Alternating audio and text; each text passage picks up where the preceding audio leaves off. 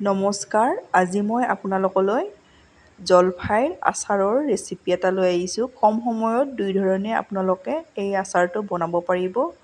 অতি সোৱাদ লগা হয়। তেতিয়াহ'লে আহকচোন ভিডিঅ'টোৰ মাজলৈ।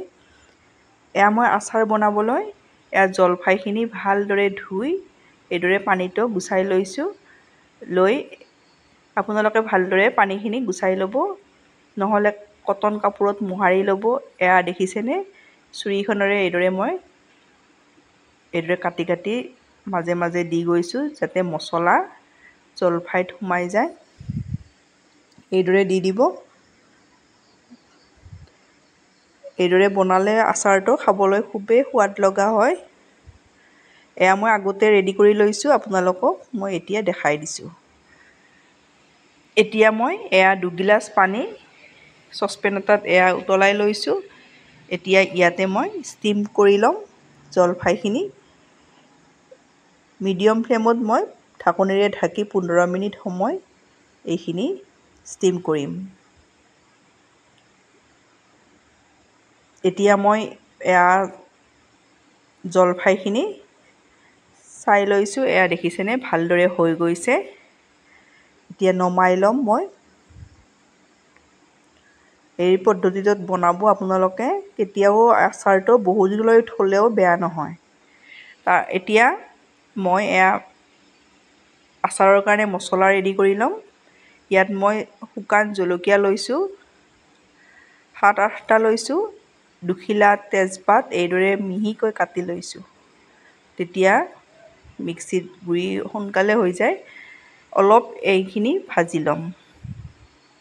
অলপ এইদৰে আগতে এইখিনি শুকান জলকীয়াখিনি দি ল'ব লাগে। লৈ অলপ ভাজি ল'ব লাগে এইদৰে। এতিয়া ইয়াতে দি দিম মই এয়া গোটা জালুক আধা চামুচ, এয়া এচামুচ, এয়া মই 2 চামুচ গোটা ধনিয়া দি দিছোঁ, এয়া এচামুচ, আৰু আধা মই এয়া গোটা জিৰা দি দিছোঁ, চফ গুটি দি দিছোঁ।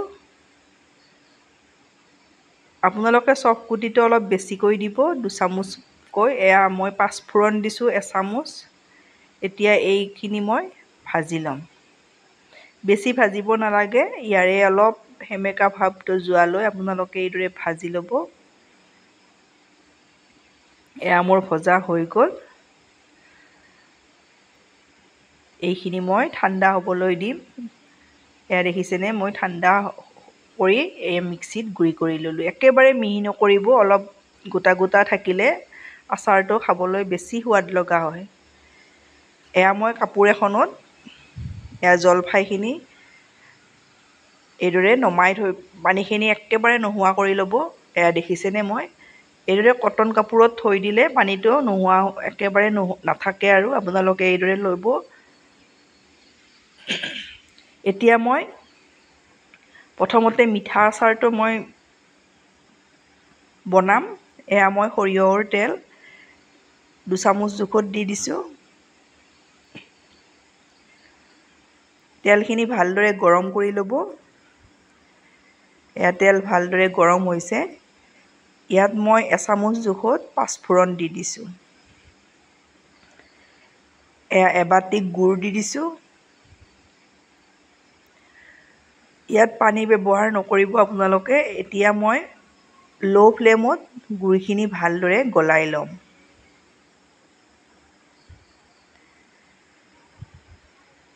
এয়া দেখিছেনে? ভালদৰে গুড়খিনি গলি গৈছে।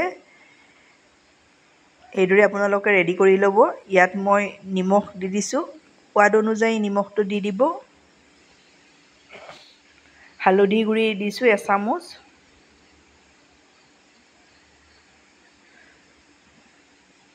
এয়া ৰেড চিলি দিছোঁ এচামুচ।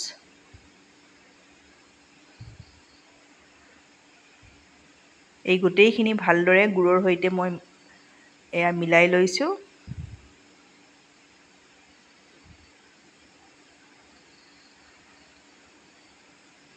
এইদৰে ভালদৰে মিলাই ল'ব।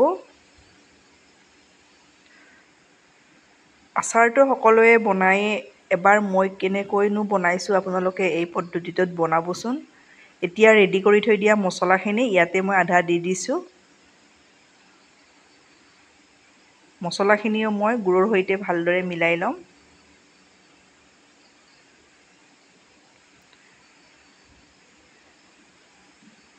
এয়া মই ভালদৰে গোটেই মছলাখিনি মিলাই ল'লোঁ। এতিয়া মই ইয়াতে জলফাইখিনি দি দিম। এয়া জলফাই দি ভালদৰে ইয়াতে মিলাই ল'ব লাগিব। ইয়াত আপোনালোকে কোনো ধৰণৰ পানী নিদিব।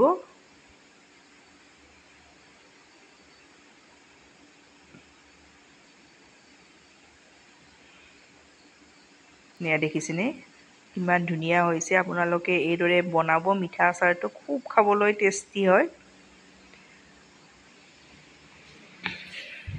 ইয়াত মই এচামুচ জোখত এয়া ভিনেগাৰ দি দিছোঁ। এয়া মোৰ আচাৰ ৰেডি হৈ গ'ল।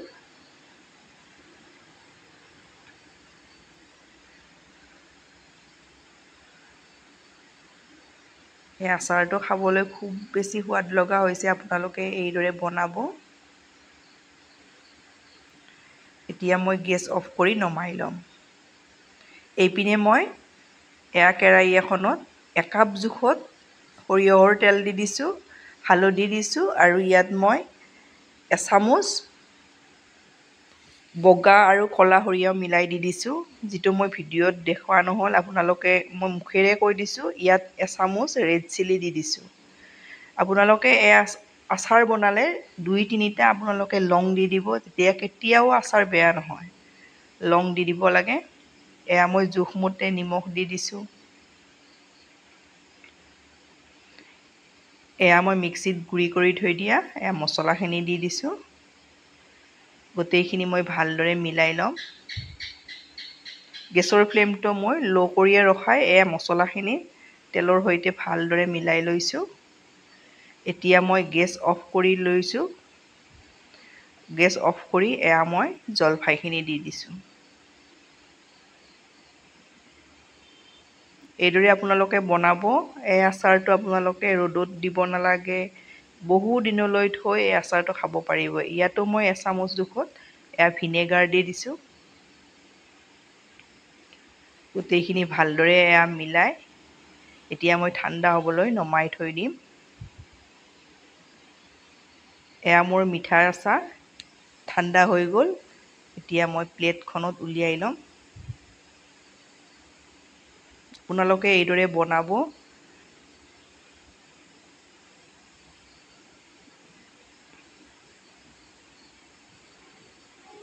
এয়া মই প্লেটত উলিয়াই ল'লোঁ। আচাৰ বনালে আপোনালোকে কণ্টেইনাৰত ভালদৰে ধুই কণ্টেইনাৰ ৰ'দত শুকুৱাই আপোনালোকে থৈ দিব। তেতিয়া বহু দিনলৈ আচাৰটো বেয়া নহয়। এয়া মোৰ আচাৰ এইদৰে মই কণ্টেইনাৰত ভৰাই থৈ দিম। আপোনালোকে এইদৰে বনাব। বনাই খাই